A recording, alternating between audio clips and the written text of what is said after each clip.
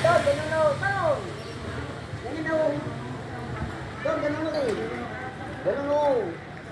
Itura mo ka dito na Rio. Ayaw mo eh. Tinitignan mo si Rio lang eh. Doon. Doon o.